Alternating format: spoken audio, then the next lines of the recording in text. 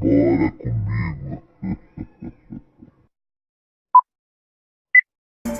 Codex Gigas. As pessoas de hoje em dia não entendem como é possível levar de 20 a 30 anos para escrever um único livro, mas foi esse tempo em que um monge levou para criar essa coleção manuscrita do conhecimento sagrado da Ordem Beneditina. O livro foi escrito no início do século XIII. Suas dimensões são incríveis, sua espessura é de 22 centímetros e seu peso é de 75 quilos. O Codex contém 310 folhas de pergaminho, todas feitas de couro de burro. Para criar o livro, foi preciso sacrificar 160 animais. As características da caligrafia e das ilustrações sugerem que todo o trabalho foi realizado por apenas uma pessoa. E é aqui que o Codex Gigas revela sua estranha essência. O monge que pintou todas as páginas foi preso em uma cela por violar a disciplina. Dizem que, ao perceber a escala do trabalho, ele ficou tão desesperado que invocou o diabo, quem o ajudou a escrever o código em apenas uma noite. Mas parece que não foi só isso. O livro ficou conhecido como a Bíblia do Diabo, porque uma das páginas é completamente reservada para a imagem de Satanás. O livro chegou aos dias atuais sem 8 páginas, e é assustador imaginar que segredos elas escondiam para serem arrancadas e destruídas. Evangelhos Gnósticos. Nem todos esses livros chegaram ao nosso tempo. Alguns, embora remontem ao século III e IV, foram encontrados há relativamente pouco tempo, em escavações em 1945 e 1978. Os evangelhos são os primeiros escritos dos cristãos gnósticos.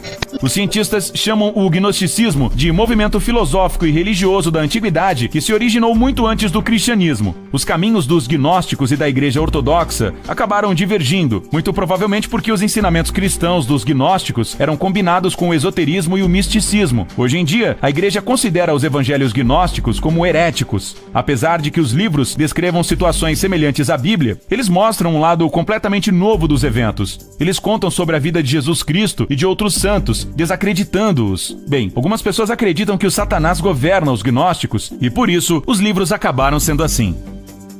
Livro de Soiga.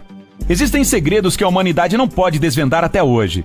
Entre eles está o livro de Soiga. Centenas de criptógrafos, linguistas e matemáticos tentaram decifrá-lo, mas todos os esforços foram em vão. Só se sabe que o livro fala sobre ensinamentos mágicos, fenômenos paranormais e contém instruções sobre astrologia e demonologia. É terrível pensar em quais segredos estão escondidos no livro de Soiga, que tiveram que ser criptografados dessa maneira tão incrível. Diz a lenda que uma pessoa quase conseguiu decifrar os símbolos misteriosos. Ele se chamava John Dee e era um matemático e alquimista da era elisabetana. A tarefa era tão complicada que ele precisou da ajuda de um especialista em magia da época, o Edward Kelly. No entanto, o cientista não teve tempo de terminar o tremendo trabalho. Ele morreu sem conhecer o segredo, ao qual dedicou muitos anos de sua vida. Alguns acreditavam que o livro é amaldiçoado e mata todos que chegam perto de resolver o mistério. Outra circunstância misteriosa é que John Dee mencionou que havia apenas uma cópia do livro. Por 400 anos ela se perdeu. Não se sabe onde e depois 2 cópias foram encontradas. Quem fez o segundo livro? Com qual finalidade? Ou talvez muito mais cópias tenham sido feitas e agora elas estão nas mãos de pessoas que sabem decifrar estes símbolos?